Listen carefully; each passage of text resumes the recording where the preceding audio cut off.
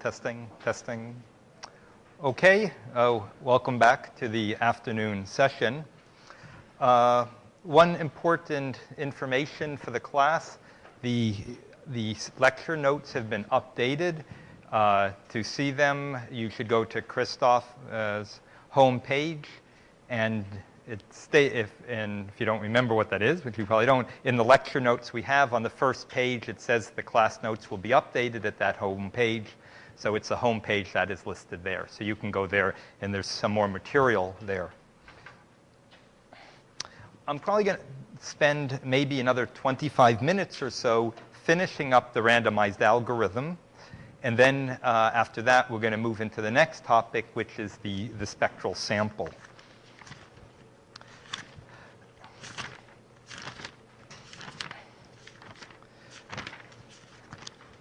Jesus.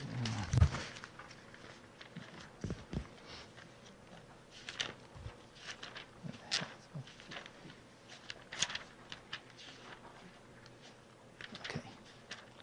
So last time we showed that the spectrum, let's review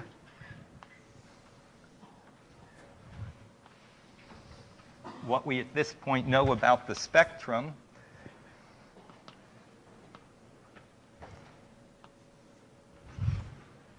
So here we put E, F, N. That's the crossing of the N by N box of K, the energy spectrum at level K.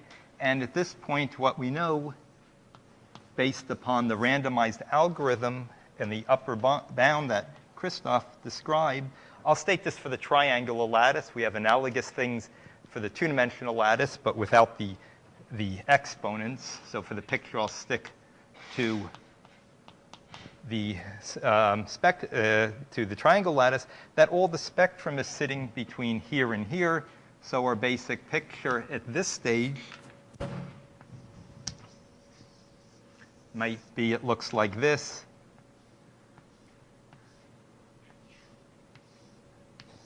And this is exactly the spectrum of the function at K. So it sits between n to the 1/8 and n to the 3/4. A number of times you've seen how knowing that where the spectrum lives gives us information about quantitative noise sensitivity questions. Christophe sort of made that connection. It was in the exercises. Let me do this one more time. So what I'm about to do might be a little bit repetitive, but doesn't sort of hurt to see things more than once. So let me state the quantitative noise sensitivity correspondence of this, just so we have it, and so we really start completely seeing the relationship between where the spectrum sits and the quantitative noise sensitivity question, even though, as I said, it's a little repetitive. So I'll state this for simplicity, again, only for the triangular lattice. So what we have at this point is that for all gamma less than 1/2, if we let epsilon equal 1/n to the gamma, then if we look at the correlation between Fn is the crossing of our n box, the usual event. If we look at the correlation between crossing with omega and crossing in the slightly noised version, and we subtract the mean, this goes to 0. So sort of follows from everything what we did, but again, just let me repeat this. So the left-hand side is equal to, as we've seen, the noise sensitivity question is completely described in terms of the spectrum. And we have the energy spectrum at level K times, in general, it's 1 minus epsilon raised to the kth power. Our epsilon is 1/n to the gamma, and that's raised to the kth power. So now what I want to do, so this is what it first looks like. Now we choose epsilon such that gamma plus, so that we have a little room to spare. Gamma plus epsilon is less than an eighth. And now what we're going to do is we're going to break up this sum into two parts. We're going to take the sum from k equals 1 to n to the gamma plus epsilon over 2. And then, well, and then I'll have the rest of the sum. Let's look at this first sum here. For the smaller values of k, this is not going to help you very much. This helps you for large k. For small k, it doesn't. So for that location of the sum, I'll remove this piece, and I'll simply bound this. What is the bound on this? We use two things. We use the Revealment Theorem that bounds the sum of the level k Fourier coefficients in terms of the revealment. And we also, last time, we had a bound on the revealment. So this thing is at most, this is at most k times the revealment. And we saw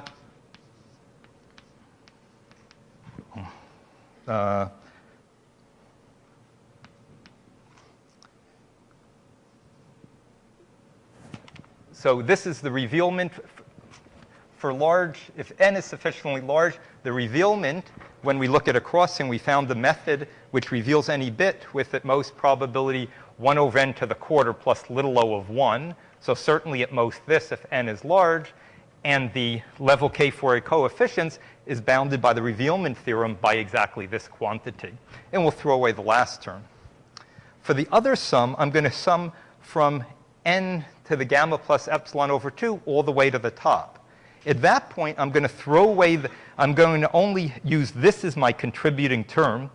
Notice the sum of all these spectrums together is at most 1. So I can simply, so these add up to 1. And how big is this term? Well, if k is starting from n to the gamma plus epsilon over 2, all of these terms is at most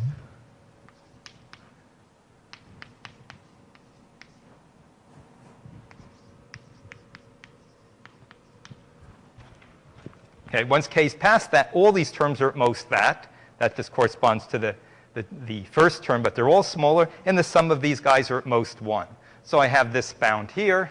This, of course, since epsilon is positive, this trivially goes to 0 as n goes to infinity. And for this thing here, this comes out.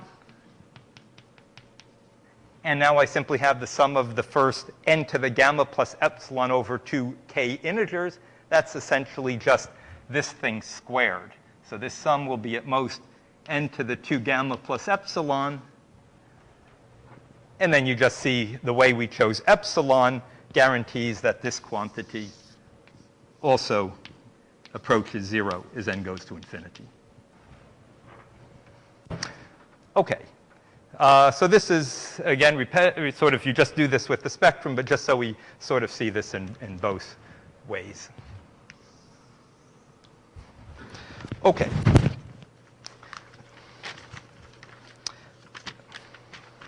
So one issue we ran into is, could we improve the n to the 1/8 that this algorithm, or this approach gave, by perhaps improving the algorithm? We mentioned we have this algorithm which checks bits at most with probability at most 1 over n to the quarter. Can I find a more intelligent algorithm to do this? And as I mentioned last time, there's no known algorithm which does better, but people believe there are algorithms which do better. But the point of what I'll tell you now is there are limits. There are theorems from computer science that tell us you're not going to do so much better. So I'm going to restate the O'Donnell-Servedio theorem that I did last time, and then I'll prove it for you. I didn't prove it to you last time. OK, so I recall a couple definitions. So if A is a randomized algorithm, RA always stands for randomized algorithm. So if A is a randomized algorithm, I define the cost of A to be the expected value of J. J, you'll recall, is the set of bits that the algorithm looks at. So you think of this as, or it's exactly expected number of questions asked. And the O'Donnell, and one trivial comment is, as I mentioned last time, certainly the cost of A is at most n times the revealment of A. Because for C of A, that's the same as you just sum up all the bits of the probability that a particular bit is probed, asked for, and that's at most the number of bits times the largest probability that a bit is probed. So we immediately get this inequality. The O'Donnell-Cervedio theorem gives us a lower bound on C of A for any algorithm for a monotone function. So given a monotone function, and monotone is important, the theorem's false for non-monotone functions.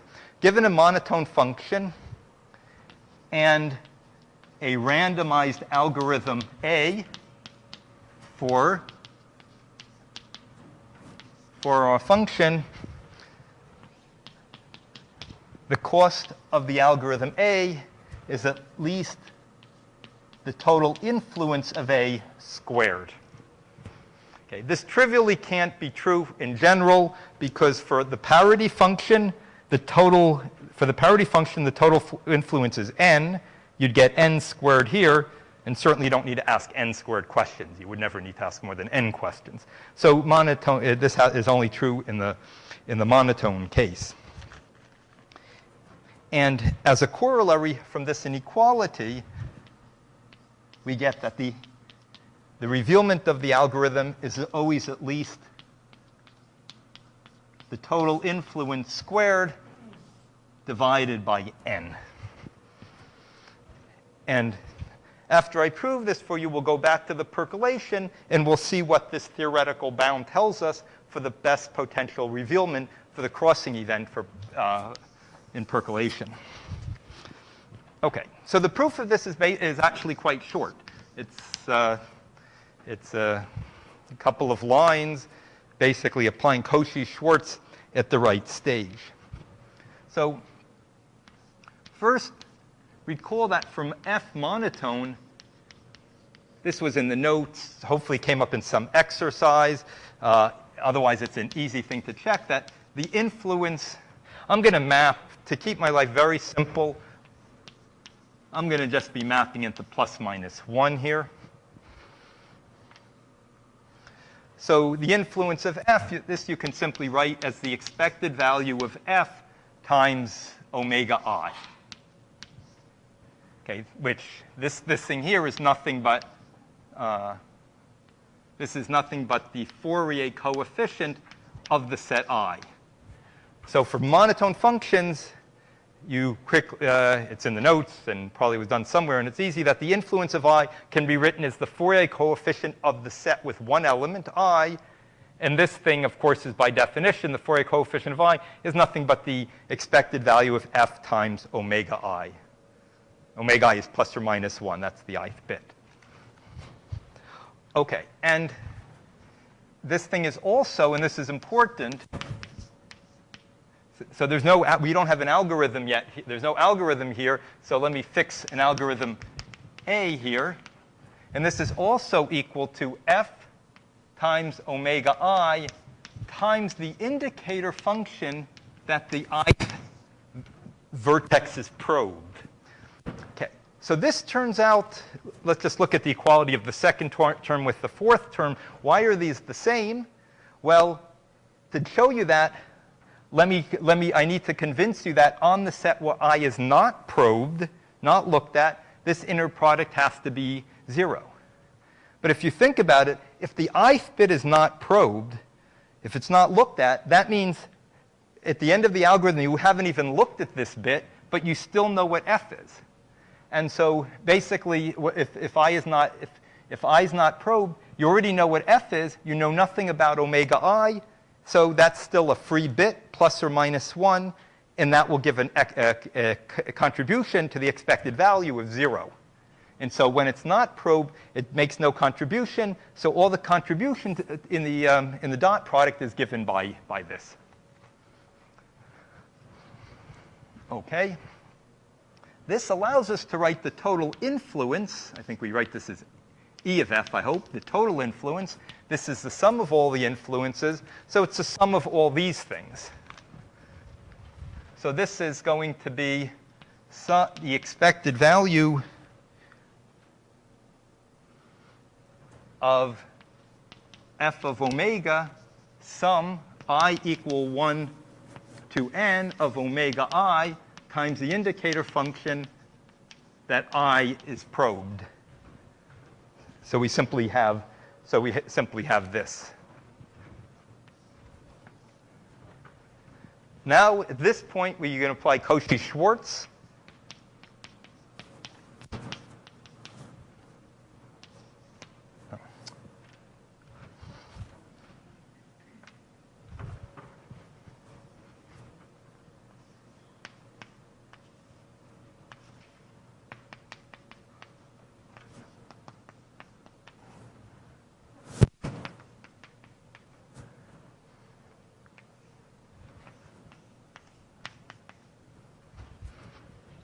Okay, just take the square of both sides and take well, this is just Cauchy-Schwarz. This thing here is at most 1, and so I want to look at this term over here.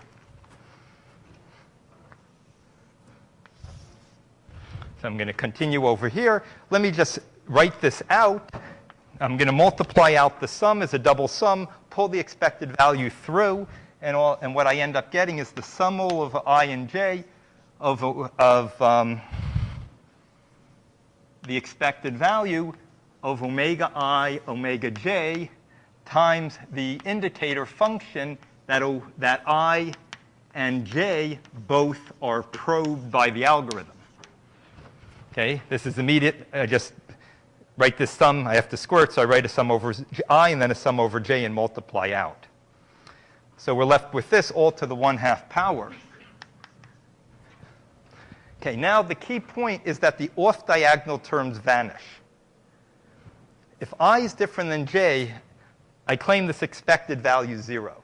This is not immediately obvious. Of course, any particular bit has mean 0. But there's strange correlations going on. For example, if you knew the third bit is probed, if you knew the third bit was probed, that might give you information about the second bit. Because maybe you're only going to look at the third bit if the second bit had been a 1. So there is some types of correlations. But notice a couple of comments. One is, if I tell you that the third bit is probed, just conditioned on that information, its expected value sort of has to be 0. Anyway, the way you see this is true is, let's break it up into two cases. If both I and j are probed, one has to be done probed first, the other one second. And I'll show you both of those are 0. So let's look at this expected value when I is first probed and later on j. Now, if I is first probed, that might tell you something about, that might tell you, so you know omega I and omega j is probed later, but when you look at the last bit probed, it's already determined what omega I is, and it's already determined that I and j are going to be probed. But at that last minute, that second guy which is probed, you know nothing about it. So it has to be a fair coin flip, and it gives a contribution of 0 to the expected value. And therefore, this thing has to vanish for I not equal to j. So what are we left with? We're just left with the diagonal terms. And in the diagonal terms, this term disappears. And we simply get the sum over I of the probability that I is probed, all to the 1/2 power. Well, of course, if you sum up the probabilities that I is probed over all I, that's exactly the cost of the algorithm.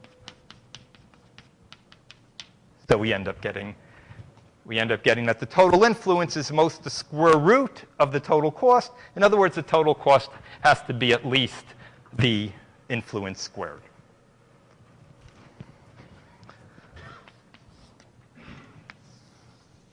Okay. So let's just check what this tells us about percolation. What does it give for our usual percolation events? Well, we know, sticking to the triangular lattice, that the total influence of Fn is n to the 3/4. There's little O of 1s here, but I'm not going to worry about them at this stage. N to the 3/4. So that tells us that for any algorithm A, two things occur. The cost of A has to be at least that squared. So that means it has to be at least n to the 3/2. And what is the revealment of any A? Well, recall here, the revealment is at least the thing squared divided by n. This thing, though, this was true for a function. When I write down n, I'm assuming the function's on n bits. Our crossing probability is, of course, a function of n squared bits. So I shouldn't divide by n. I should divide by n squared. And so I would get n to the 3/2 over n squared. And I get 1 over n to the 1/2. OK, so that's exactly what we have at this point. We have an algorithm which has a revealment of 1 over n to the 1/4. Maybe you can improve this by finding better algorithms, but you'll never find one that does any better by 1 over n to the 1/2 by this relatively elementary theorem.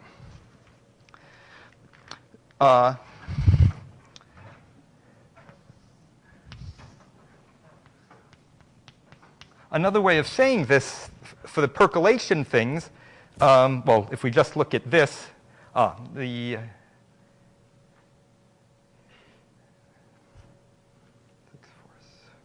right. So I'm going to rewrite this as n to the 6/4. So we know this is bigger than or equal to n to the 6/4 for any algorithm A. You can't do any better than that. On the other hand, we have an algorithm whose cost is what? Well, the algorithm we constructed last time that uses the interface was 1 over n to the 1/4. That converts over to a cost of n to the 7/4. OK, so that's where we are. If we think instead cost rather than revealment, we've managed to achieve this. We can't do better than that. Let me mention one other thing in terms of Vincent's lectures where the 7/4 might come from. So this is just a side comment. So recall, he mentioned that for SLE, the dimension is of SLE kappa is 1 plus kappa over 8. As he mentioned today, percolation corresponds to kappa is equal to 6. 1 plus 6/8 is 7/4. And that's not a coincidence. It's the same it's exact same 7/4. OK. But this leaves an interesting open question. So what is the best C of A for percolation crossings?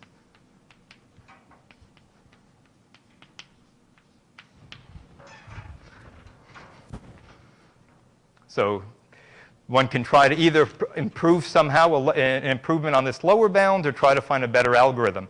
And so there's a gap there of 1/4. OK. I'm going to end the algorithm section by an application to the 4-arm exponent. So as Christophe had mentioned another time, a number of times, the 4-arm exponent, the number is bigger than 1 in the sense that, so theorem is there is some epsilon such that alpha for n is bigger than equal to 1 over n to the 1 minus epsilon. So it's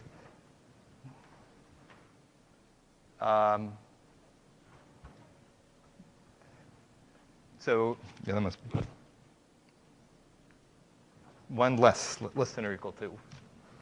Right, sorry, plus. We're looking at an upper bound on the 4-arm exponent, and the exponent is strictly less than 1. Of course, we know for the triangular lattice, because the SLE, it's 3/4. Now we're dealing with Z2. So this is only relevant for the Z2 case.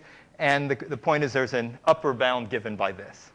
And this will follow in about one step from what we've done.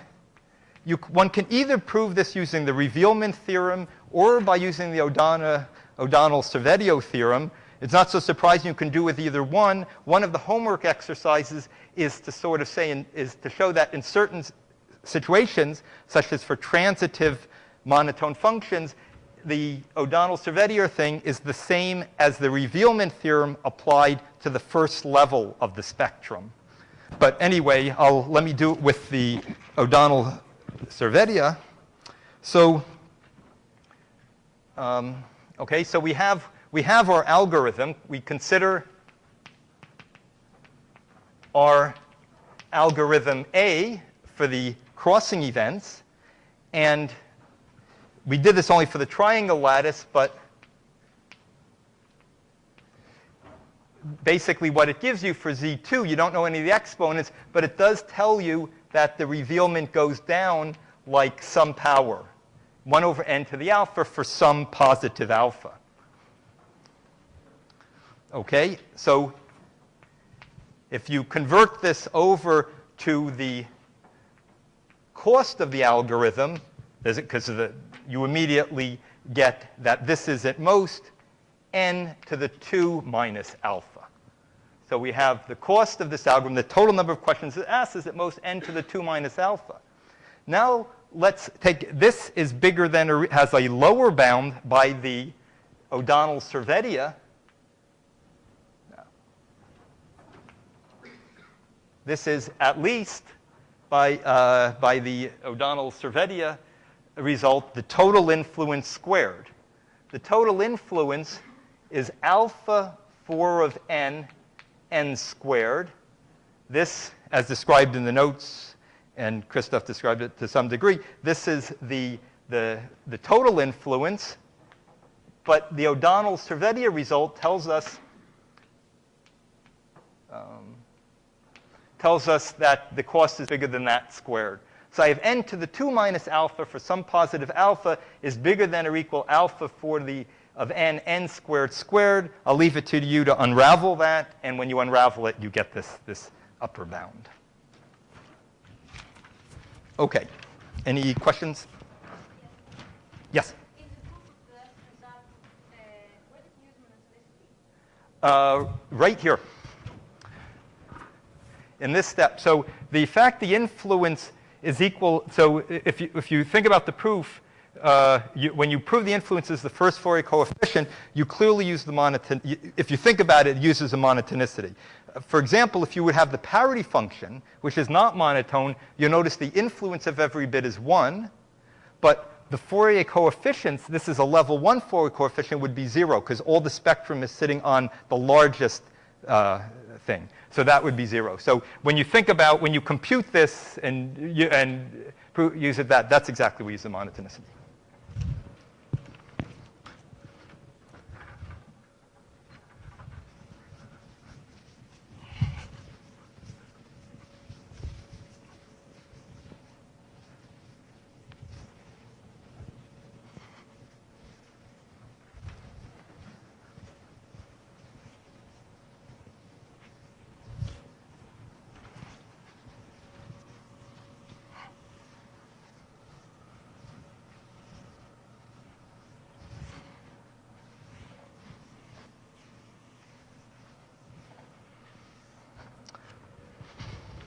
OK, so that ends the randomized algorithm.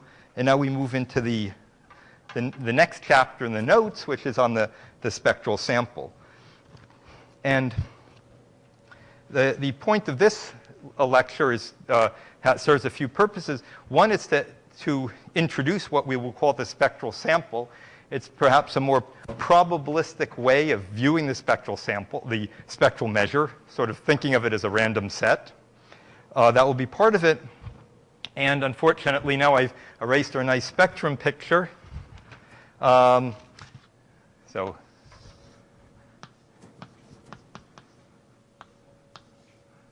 So at this stage, we just know the spectrum is sitting between here. We don't know where. So what we'll end up doing today is we'll show that there is some non-trivial amount of spectrum up here. So we'll show, whatever, 1/5 of the spectrum is going to sit at n to the 3/4. It doesn't rule out at all this picture. This picture will still be potentially possible at the end of today's lecture, but it will rule out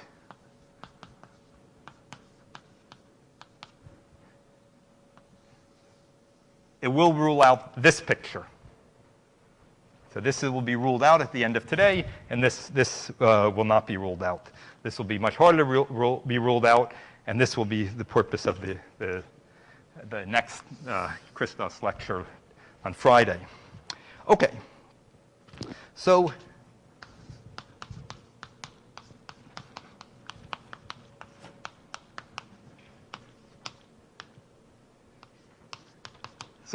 we want to introduce what's called the spectral sample. At the beginning of this, it's just going to be a different point of view. The first few theorems I show you, we've already done them. We've already done them earlier. I'm just going to convert those early results into a different language, which will sort of be a useful way to think about things. So given function f from omega n into either 0, 1, or plus minus 1,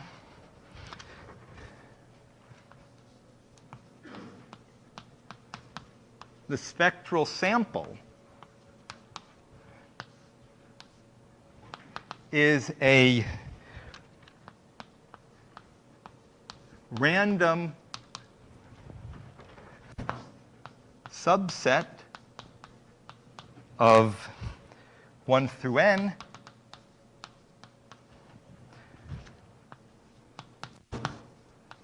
with distribution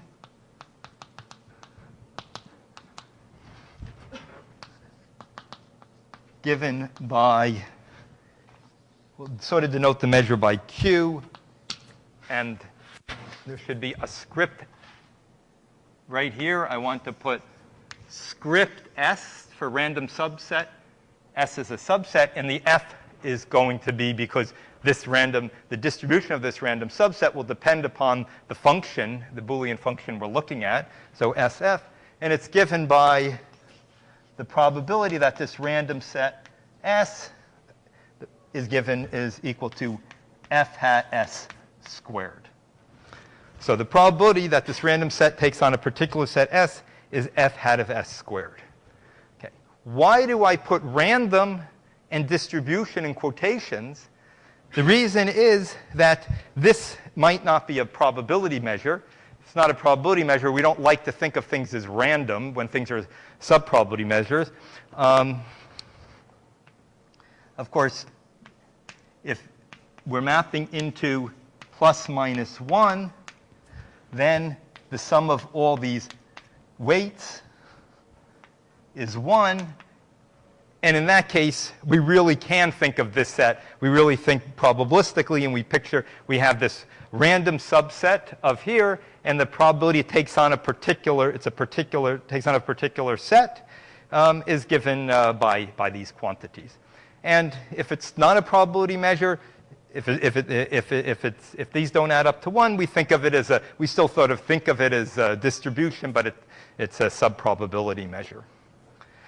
Okay, so there's lots of different random subsets of 1 through n. The most normal thing would normally, if a random set of 1 through n would mean it would sort of be IID coin flips, where you put a given point in the set with probability 1/2 independently for different points. That would be a usual way to choose a set at S at random, but there's other ones, and it's useful to actually consider this one, which might seem strange at first. It's a strange weighting thing.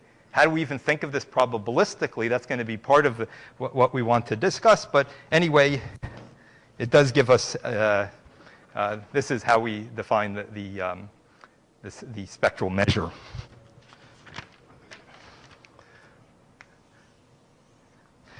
So now that we have this, now if we think of this, and I think for today, you can really think of things as mapping into plus minus 1. So you can really use your probabilistic intuition and not worry about we're in some sub-probability measure. But we really have this random set with a certain distribution. And the random set is denoted by script SF. And now let me just write down a couple things we've already seen, formulas we've already seen, but now described in terms of this random set. So some previous results restated. First one is the correlation between f of omega and f of omega epsilon. Well, actually, I won't start brackets. This is nothing but the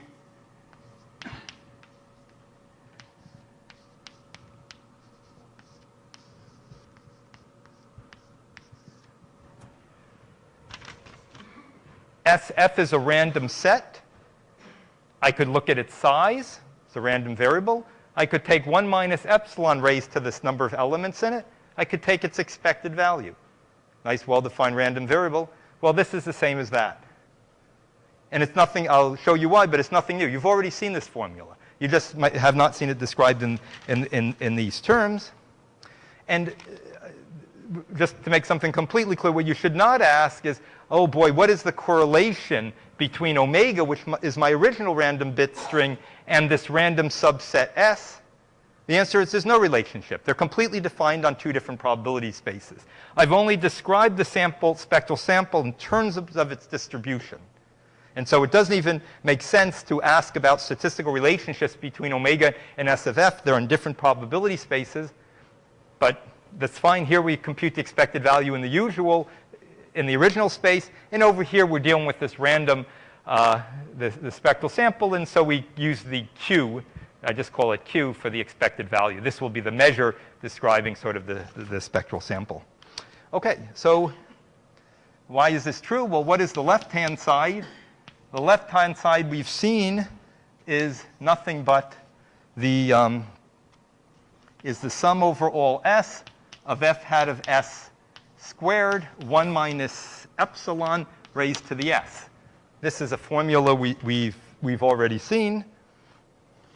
And now I can just rewrite this as sum over S. This thing is well, it's the probability that the spectral sample F takes on the value S times 1 minus epsilon to the S. And then this is immediately equal. There's nothing to check. This thing is immediately equal to this thing. That's how you compute the expected value. That you sum over all the possibilities times the probability and the quantity you're computing. OK. So we really haven't. You should feel I haven't done anything. And I haven't done anything. But I'm sort of setting you up for a different point of view, which will be useful.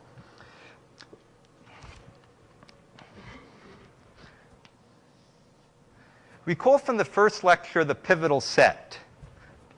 This is the pivotal set. This is the random set. It's a set of all i's such that I is pivotal.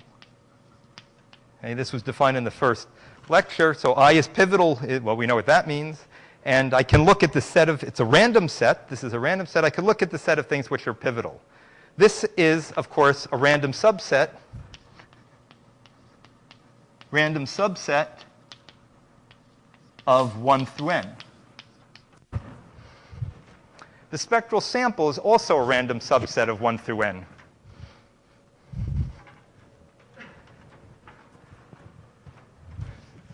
How do these relate?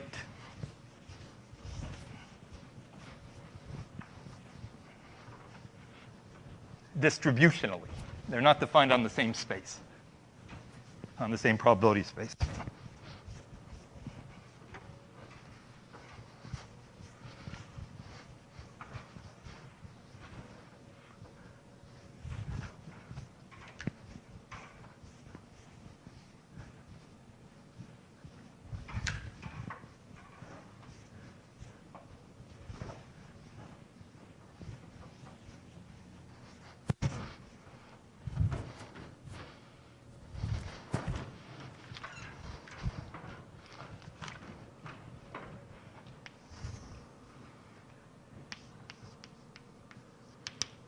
Here's another proposition you've seen before.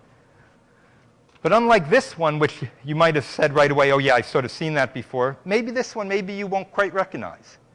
But it's something you've already seen. Proposition. And now, throughout, we're mapping into plus minus 1, so we don't have to worry about sub-probability measures. Fix f.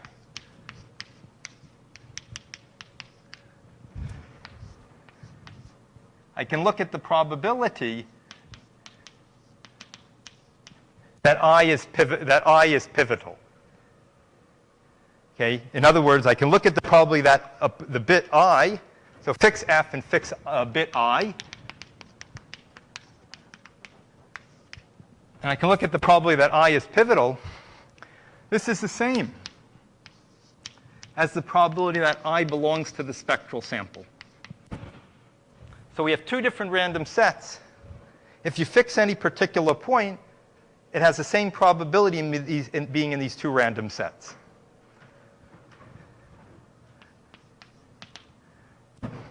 Proof. Well, the left-hand side is, of course, the influence of the ith bit for a function f. What's the right-hand side? Well, the right-hand side, I want to figure out probably I is in the spectral sample. All that means is I take all the subsets which contain I, and I add up their probabilities. So I take the sum over all s's with the property that I is in it, and take the weight of it.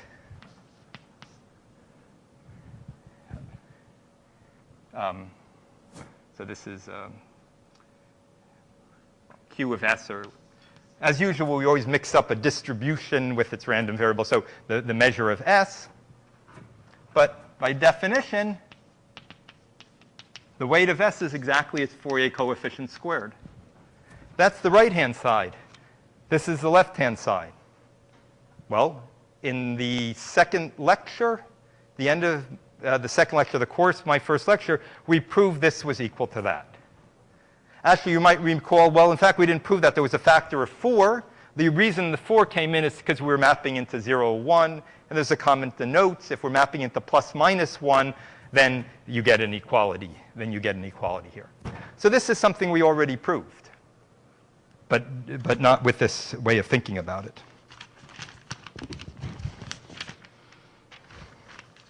So what we'd like to say, what this says,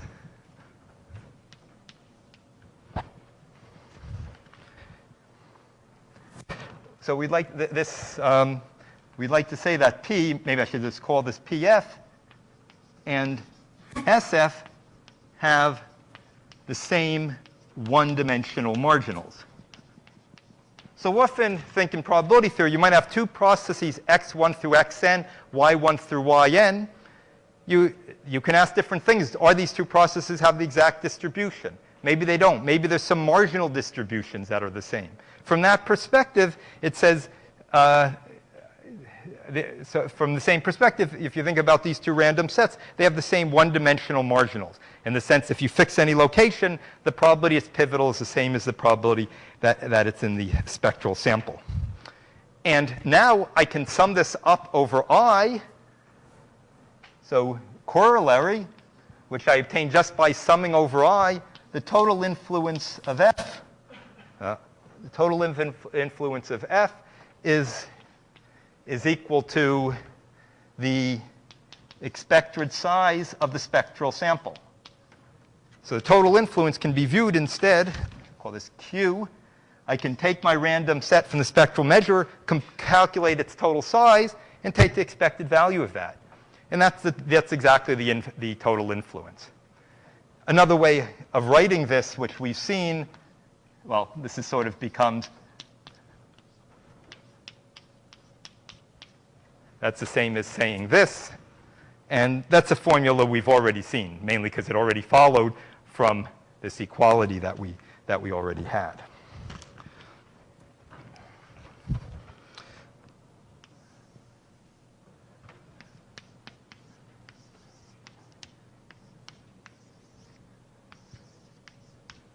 So we've seen that the one-dimensional distributions are the same. One might wonder, in fact, maybe the whole distribution is exactly the same. If they were, that would be nice for us because clearly the distribution of the spectral sample is something which is important to us. Assuming we want to understand noise sensitivity, it's important to understand the distribution of the spectral sample. If it had the same distribution of the pivotal, that would be very nice because maybe the pivotals would be easier to analyze. Unfortunately, the answer is no. Jeez. There's two types of chalk up here, actually. One more. No, there's plenty here. It's just there's two different. There's one that seems a little more brittle than the other. So the answer is no. They're not necessarily the same. And a simple example is, which I won't do, if you just do the majority function on 3 bits. N is 3. You do the majority function. It maps in plus minus 1. You can compute the distribution of the pivotals, the distribution of the spectrum, and you see they're different. But which turns out to be the same and quite interesting is, however,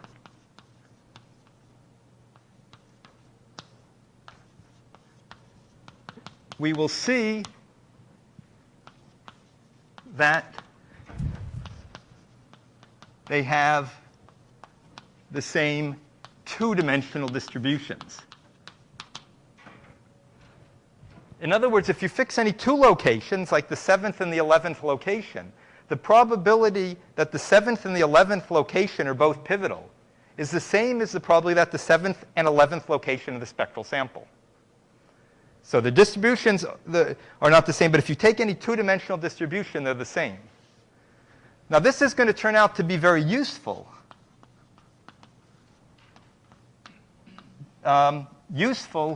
Since it's going to allow us to use second moment methods. Second moment methods, you might or might not have seen. If you haven't, you'll be seeing one in this lecture. And second moment method arguments only rely on sort of two-dimensional marginal distributions. And so what's going to happen is we're going to study this by using the second moment method. To compute things, we'll only need to do two-dimensional marginal distributions. But since this has the same two-dimensional distributions of that, we can make all our computations over in this random set instead. And that will turn out to be much easier. That's why this is not only perhaps slightly a curiosity or theoretically interesting, it's actually going to be useful for us to show in the concrete case of the percolation that we're going to have spectrum sitting at n to the 3/4. Okay. So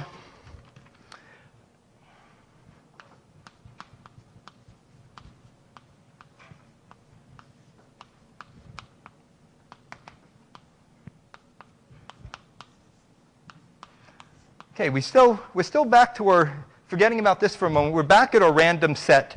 And this fact we'll be proving shortly that they have the same two-dimensional distributions. So going back to the set S, we realize because of the formula involving noise sensitivity, we want to know the distribution of S sub F. Point is, how do we think about it as probabilists? We have these things. We have a probability measure defined in Fourier coefficients, which for most people sort of it's a little confusing, and you don't know how to think about it probabilistically. And so what I want to do is present a couple results. It's not going to give you a great picture, maybe, complete picture of how to think of this probabilistically, but it's going to sort of provide you with certain tools and allow you sort of to give some hints on how to think about things. So I'll call this a warm-up. Call it a warm-up because it's actually going to follow for a more general result. But you might, I'll call this a lemma. So you might want to just ask something like the following. Is there any way we could maybe describe the following event for A contained in 1 through n? So in other words, you take a subset of the bits, A of 1 through n, and we could just say, what's the probability that this random set, the spectral measure, happens to fall inside the set A? That's given by this, We could write this up in terms of Fourier coefficients by definition, but maybe we can describe this in slightly more probabilistic terms. And the answer is you sort of can.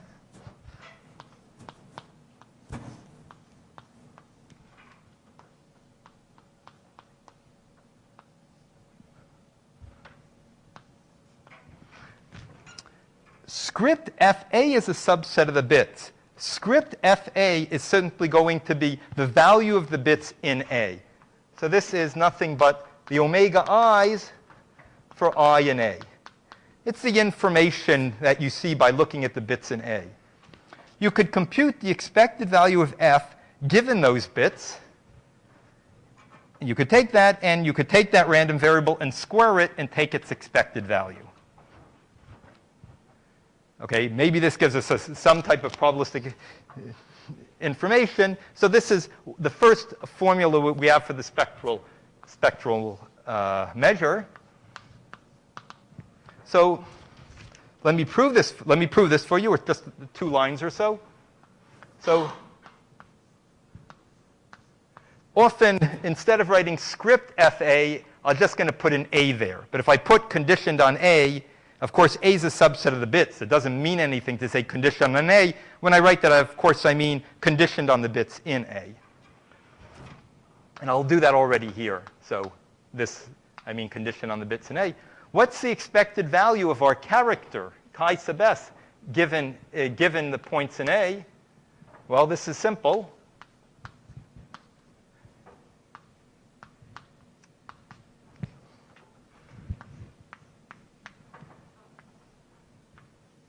Otherwise.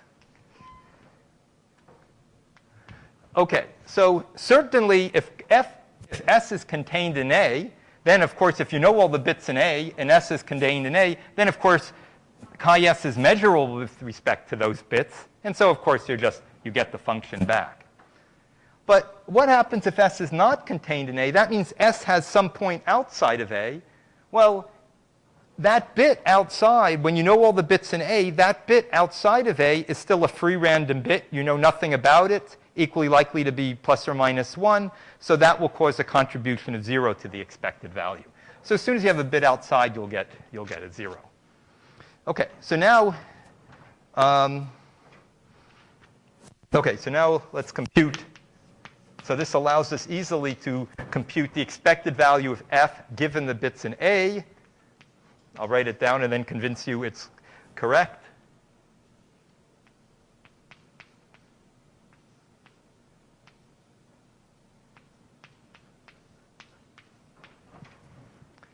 So basically, you take F, you expand it in its Fourier series.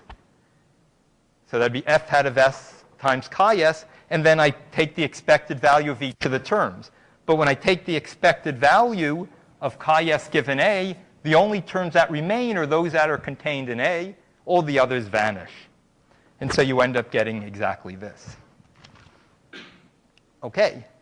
Now, we know that for any function at all, the L2 norm of the function is the sum of the Fourier coefficients squared. Here's a particular function. This is a particular function. If I take its L2 norm, that means I take this function, this conditional expected value, and I square it and take its expected value. This is the L2 norm of that. But I know the L2 norm of any function, and when I have a Fourier representation, it's the sum of the Fourier coefficients squared. Here's my Fourier representation. I just sum up all the Fourier coefficients that are here. F hat of S for S contained in A. But of course, by definition, this is exactly the probability my spectral sample sits inside of A. I just sum up all the sets which are contained in A and sum up their probabilities. So I exactly get this is expressed in terms of that. And you're done. OK, that was sort of a warm-up. The next result I'm going to explain to you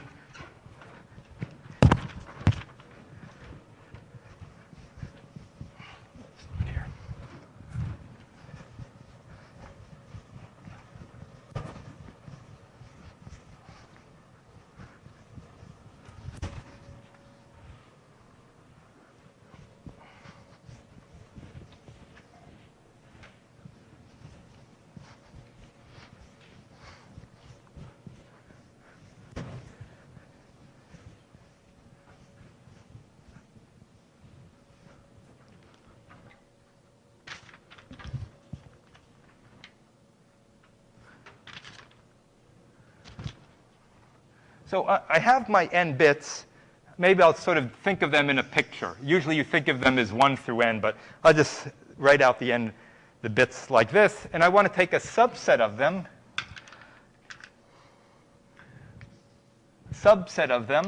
Which I'll call A. Now, let's say you said to me, I don't really care about what the spectrum looks like, the whole full spectrum. I just want to know a marginal distribution. I just want to know, what does the spectrum look like in here? I don't care about here. How could we sample the spectral measure here? How sample the spectral measure restricted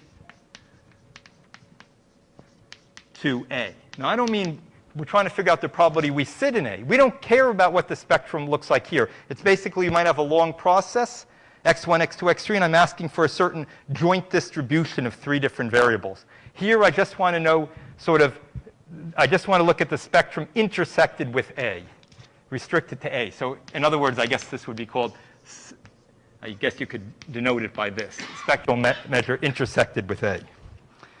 So first I'll describe an equation, but let me first tell you probabilistically how you would do this. Like, let's say you really think probabilistically and we sort of flip coins and sample things. How would you do this?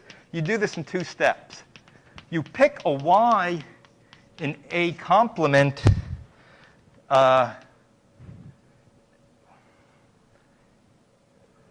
IID and fix it. In other words, you go over here and just pick a random configuration of plus and minus 1s. I don't mean from the spectral sample. You just flip coins and get a random configuration here of plus 1s and minus 1s. So I pick y at this is not what I mean. This should be plus minus 1 raised to the A complement. In other words, y is a configuration sitting in A complement. I pick an IID and I fix it. Okay, once that's fixed, and then part 2, then what I do is I sample. So once y is fixed, once I have the configuration here fixed, my function really becomes only a function of these bits. That's in a very analogous way as in the computer science revealment stuff we did yesterday. Once these bits are fixed, I can think of my function as just a function over here. And then what I do is in part 2, then I sample from the spectral distribution for the induced function. So this is sort of heuristic. So I first throw down the plus minus 1. That's random. Then I say, oh, what function do I now have as a function of these bits? Now look at that function and choose a set at random according to the spectral measure for that induced function here. That gives me a random subset of here.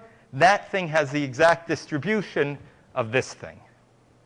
Okay, that's how you describe it in probabilistically. Let me write down the equation. Now let me state the theorem. But this is the way the theorem is simply going to be a justification of what I just said.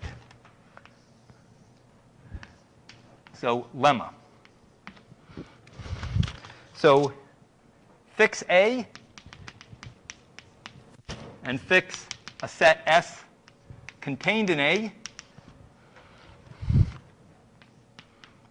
for y in plus minus 1 to the A complement. In other words, a configuration on A complement. We let gy be exactly what I said, be the function on A obtained by fixing the bits in A complement to be y. So gy is my induced function. And the formula is then, if I want to know the original probability, okay, this is, if you want to know the marginal distribution in A, you would want to know for any subset S in A, this is the probability I'm asking for. The probability the spectral sample intersect A is exactly equal to S.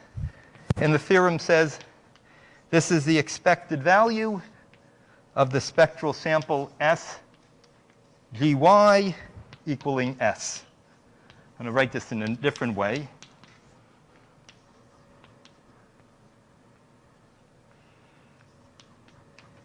Okay, so I have to explain what this means.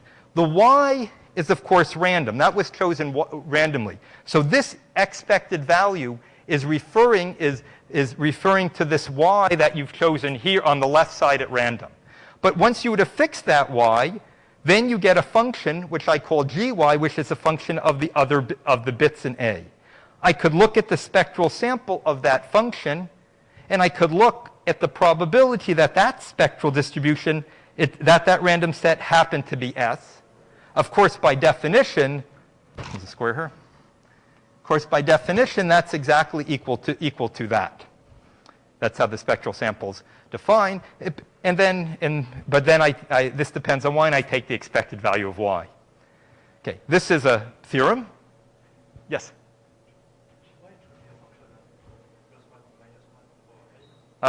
Yes, right? Okay, yeah, it would be the function on, correct. Plus minus 1, thanks. So this is a theorem. I was going to prove it. I think because time constraints, I won't prove it. It's written out. It's just a few lines. It's in the notes. But what you should think about is this is exactly what I just said. The way to sample something in A is you first choose Y at random on the other side, look at the induced function, and pick at the spectral measure. So hopefully, if you think about this is exactly what I just said.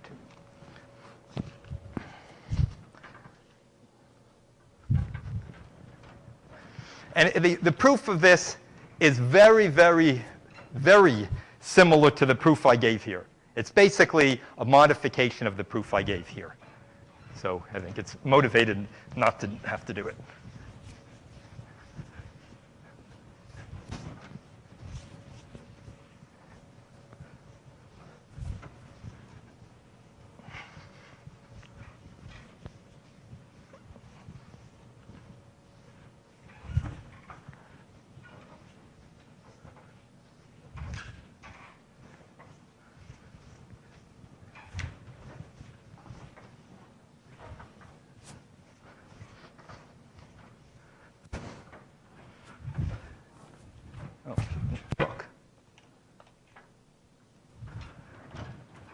Okay, so now I want to draw, we're going to use this to conclude a few things.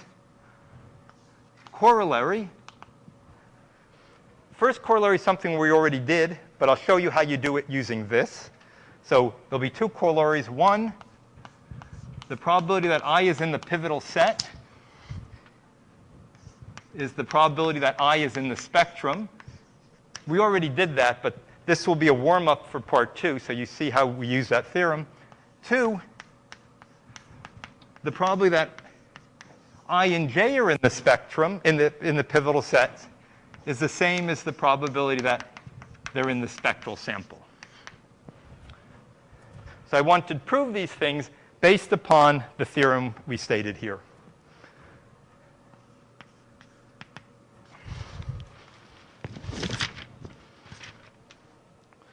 Okay, so let me do one first, even though I said we did that, just so we see how to use that. The probability that I is in the spectral sample, another way of writing that is just saying that if we take the spectral sample intersected with I, this is the set I.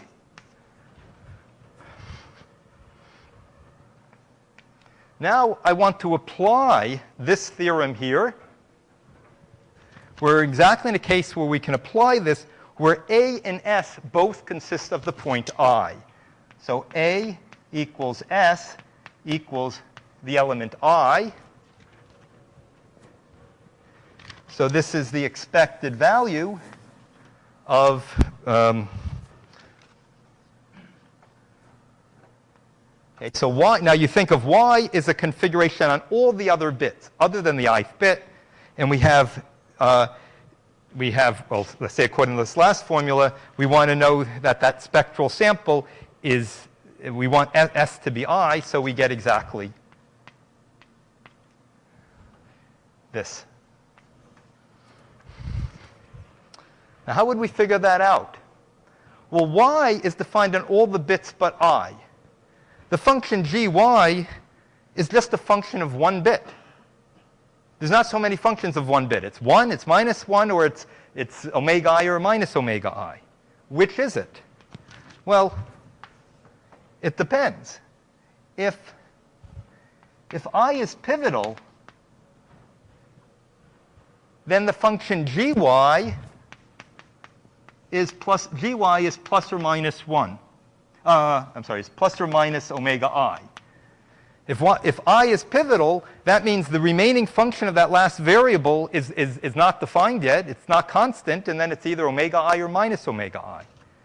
On the other hand, if I is not pivotal, that would mean the induced function gy is a constant function.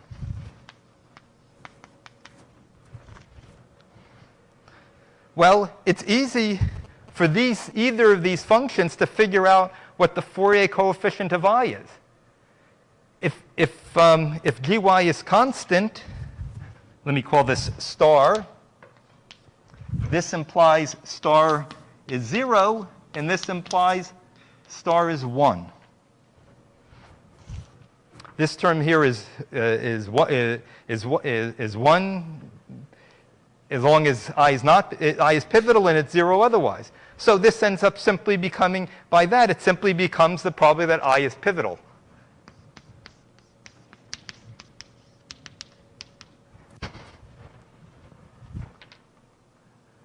And that's what we wanted to show, that the probability we're in the spectral sample is the same as its pivotal. And we just did this by using the formula and understanding this function gy in very simple terms. OK, how do we do the second one? We're going to do it in a similar way. The first thing is you check it's true for n equals 2. There's not so many Boolean functions of 2 variables. Maybe there's 8, 10 or so. You just check them all. And you quickly check that the distribution of the pivotals, the probability, the pivotal and the spectrum have the same distribution. You just check this by hand. OK? And then basically, this mechanism of sampling will allow us to reduce it to that case. So the probability that I and j are in the spectral sample, this is what we want to know. This is the same as the probability that the spectral sample intersected with I and j is equal to the set I and j. This is the same. In this case, I again apply the lemma with I and S being just I and j. And this simply becomes the expected value of the function, the induced function. Y is now a function on all the bits but the I and j.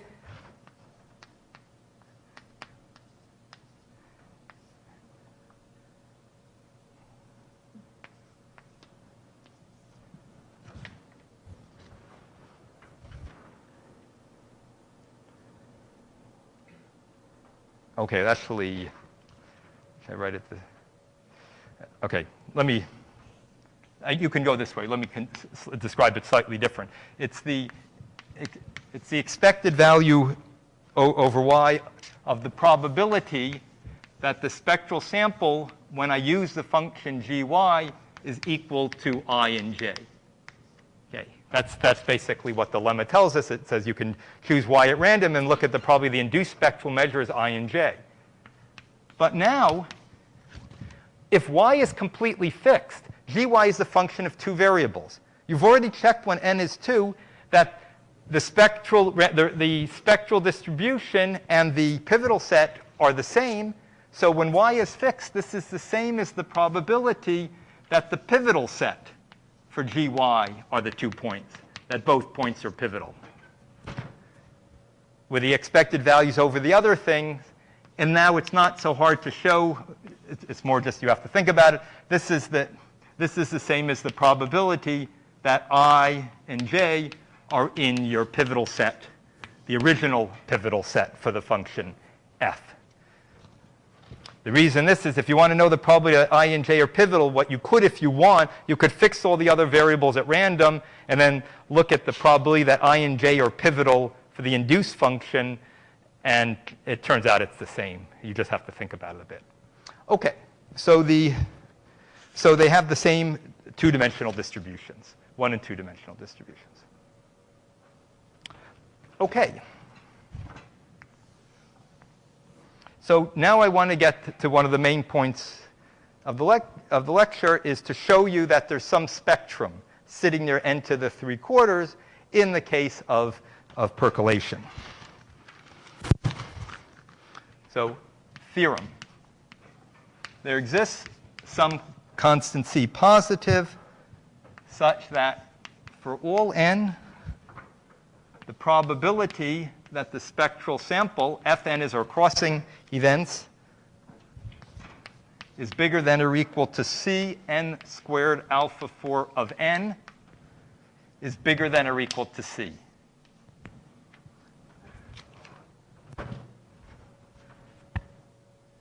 This means that this says that the amount, this is the amount of weight of the spectrum, because if you think of the probability is simply the size of the spectrum. This is the event. This is the event that the spectral samples passed there. So this what this says is exactly that the amount of mass past the point Cn squared alpha 4 of n. And this is this is Cn to the 3/4 plus O of 1 in the case of the triangular lattice.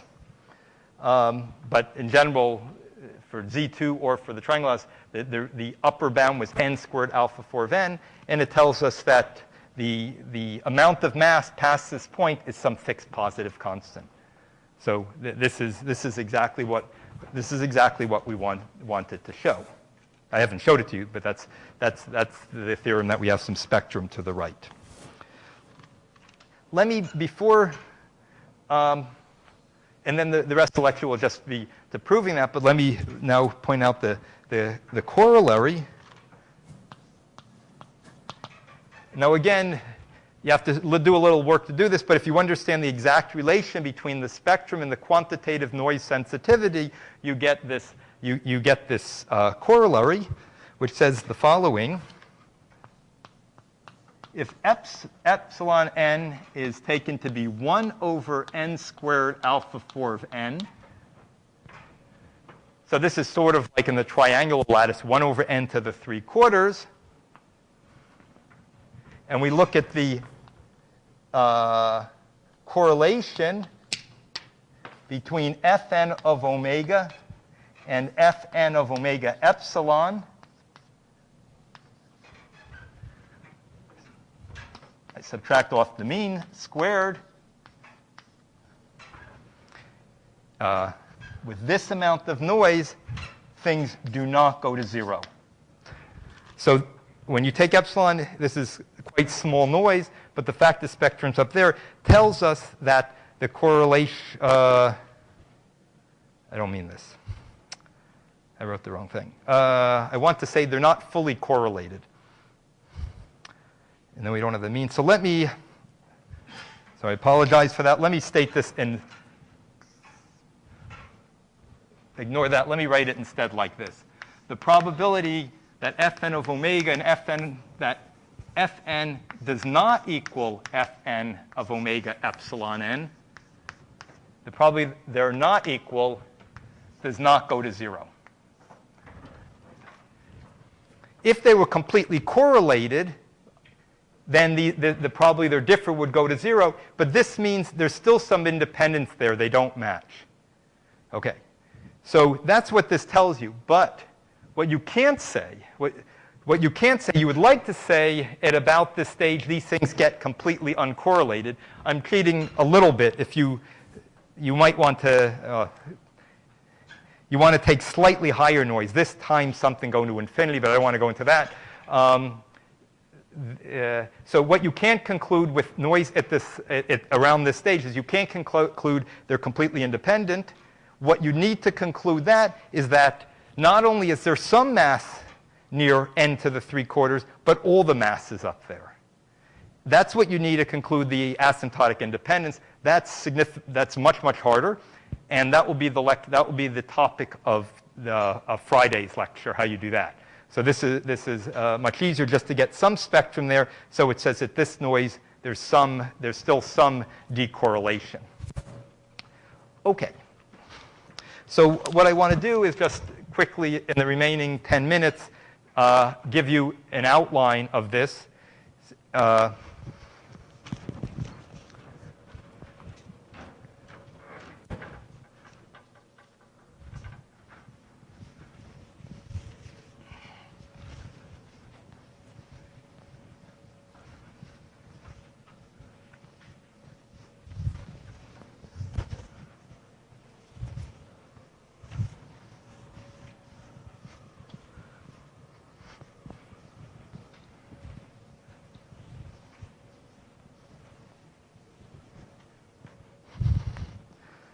Okay, so first let me state the key lemma.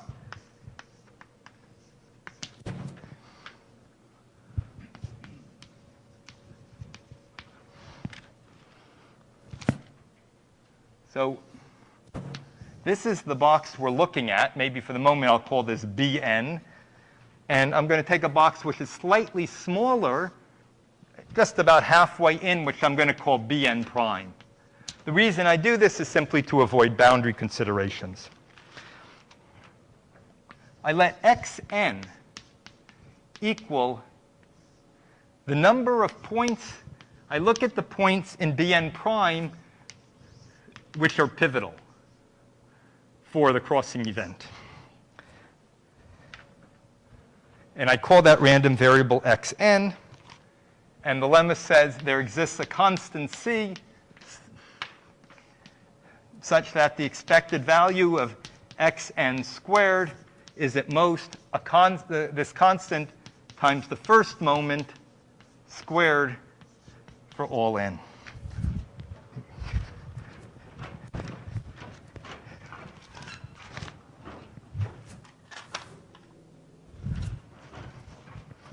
Okay, so this is a statement about the pivotal points. It has nothing to do with the spectral sample. But let us see how, using this, we can prove our theorem. So now proof of theorem, that theorem over there. Well, we're not really interested in the pivotal sets. We're really interested in the spectrum. So what we're going to look is we're going to define yn to be the number of points in our box which are in the spectral sample.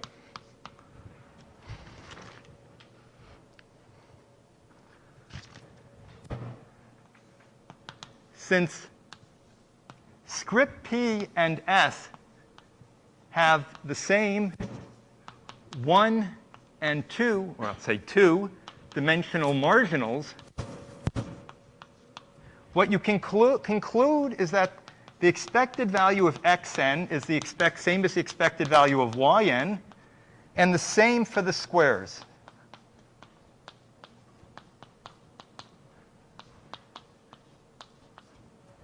You can't conclude this for any higher power because we only know the two-dimensional distributions are the same. In case you haven't seen this before, for example, this one, expected value of yn squared, you can simply write this as a double sum over I and j in the box of the event that I and j are both in the spectral sample. Okay, because yn, which is this is another way of saying it, is you just sum up all the points of the box of the indicator you're in the spectral sample. So if you square that, you get this double sum, and then you bring the expected value through.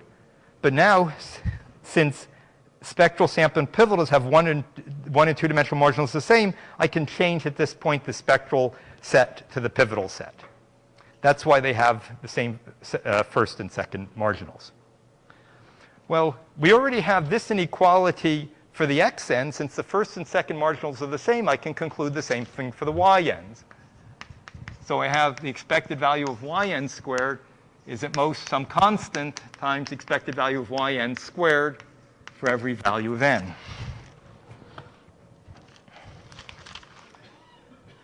Now you can appeal to something, to the Paley-Zygmunt theorem.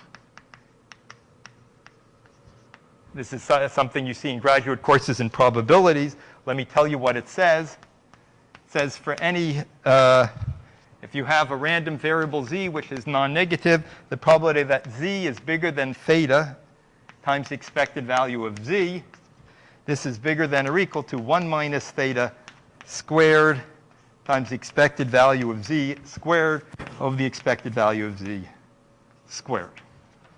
Okay, it's not so hard. It's my favorite proof of it is on Wikipedia.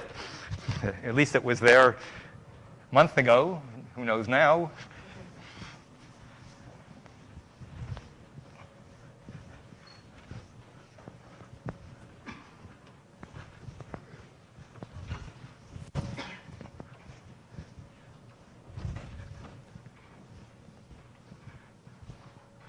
It's sort of some type of Cauchy-Schwarz type of thing.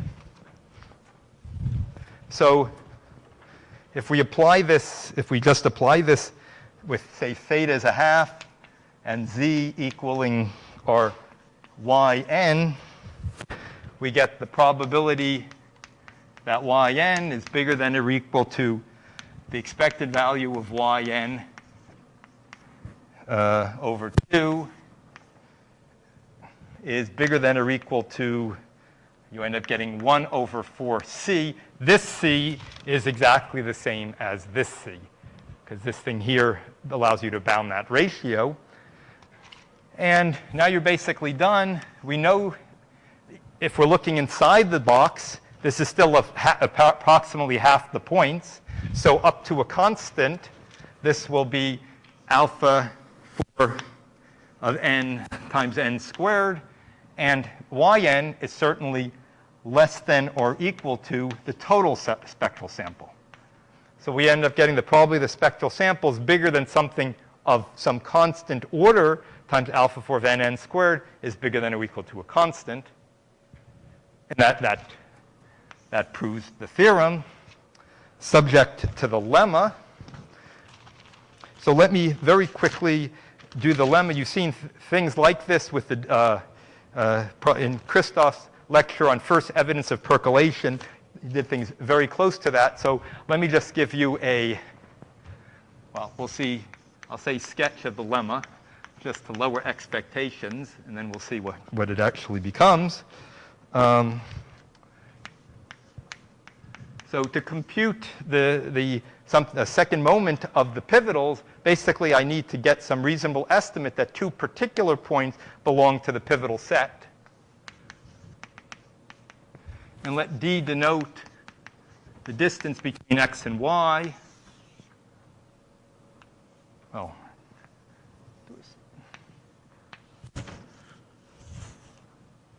Here might be x. Here might be y. And what has to happen for them both to be pivotal? Well, we're going to show that if they're both pivotal, there's 3 independent events which have to occur. So I'm going to take a ball around here, a ball around here. Okay, this distance here is d over 2. It's exactly halfway to y. And then I'm going to take a ball centered here. Maybe it looks something like that, whose radius is maybe 2d. Now, if x and y are pivotal, what has to happen is if you just look at this little ball, you have to have our four-arm event. Over here, you have to have a four-arm event. And out here, from here to here, you need to have the four-arm event. And these are all independent, because now we're just talking about the percolation picture. We're looking at independent areas. So all three of these things have to occur. So the probability x and y are pivotal is at most the four-arm event to distance d over 2 squared, because the four-arm event has to occur here to distance d over 2 in here, as we get a square. And then it has to go from about 2d out to n. So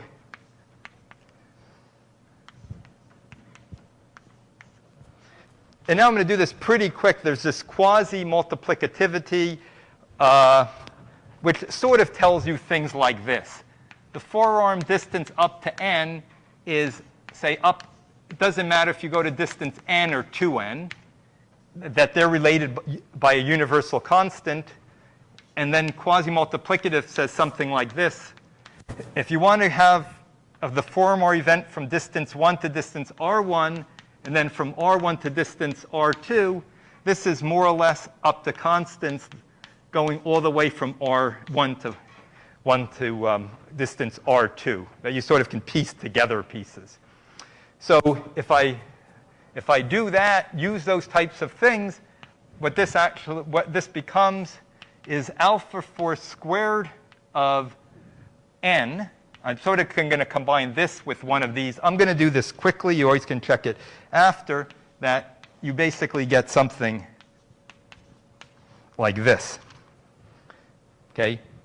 If d had been very big, they're very far apart, this thing would be of order 1, and we get the product of that x and y are pivotal. But when they're very close, there's strong dependence. And so this is the case. This would be if they were independently pivotal, and there's a compensation factor given by the fact that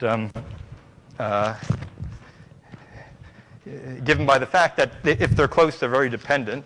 If you don't mind, I'll go maybe 3 minutes over.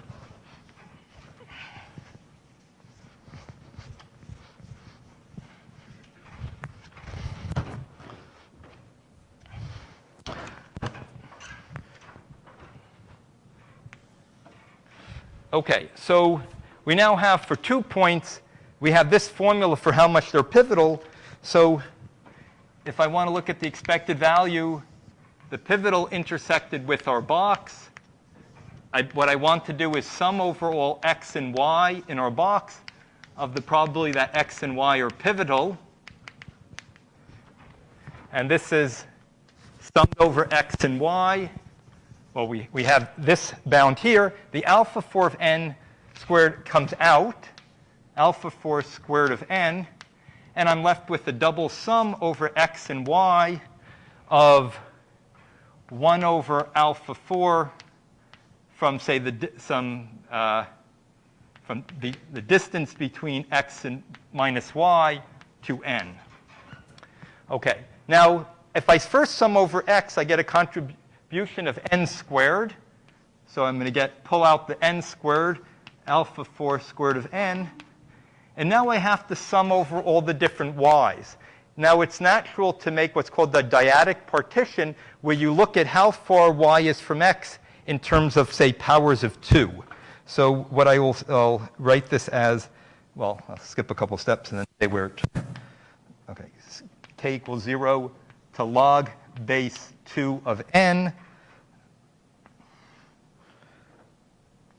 sum over y, where the distance between y and x is somewhere between 2k and 2k plus 1 of 1 over alpha 4, 2 to the k to n. So I got an n squared coming out, because that's corresponding to the x. Now I have to sum over y. What's the distance between y and x? Well, it could be 2, 4, 8, 16. So I break up the y's according to whether the dyadic interval they are. Maybe this is better. Between 2k and 2k plus 1. And I sum up to log base 2 of n. That's how big it can become. So I have this sum.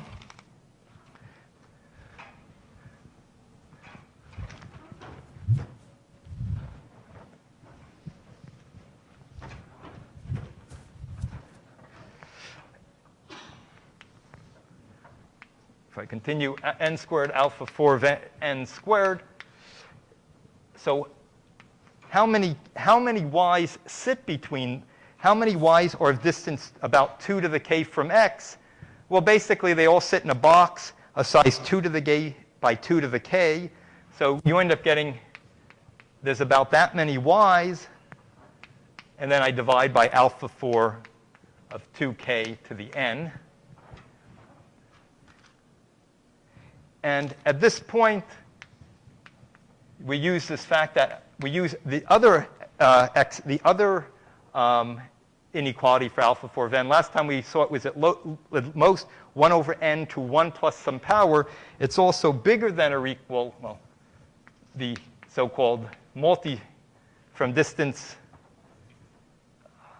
let me call this from distance r to big R, this is bigger than or equal to r over r to the 2 minus epsilon. So the exponent is bigger than 2. And you stick this, I think I'll leave this as an exercise at this point. You stick this in as an upper bound. You do a little bit of manipulation. I encourage you to do it. And you end up getting, when the smoke clears, you end up getting sort of a geometric series which is increasing. You bound it by the largest term. And I'll leave it to you, as I said, and I'll do it because you always understand things best if you do it yourself. And in the end, you end up getting that whole thing is at most O of 1 times n to the 4th times alpha 4 of n squared. But this thing is exactly the expected number of pivotals squared. And so you end up getting your upper bound on the second moment. OK. Any questions? OK. So, so again, I emphasize on Friday. So as I mentioned, now we have the spectrum all the way to the right. And so on Friday, Christophe will be explaining his work with Gabor Pate and Oded Schramm that moves all the spectrum away, removes the spectrum below n to the 3/4 and moves it all the way to the top. And that'll be the topic of the Friday's lecture. OK, thank you.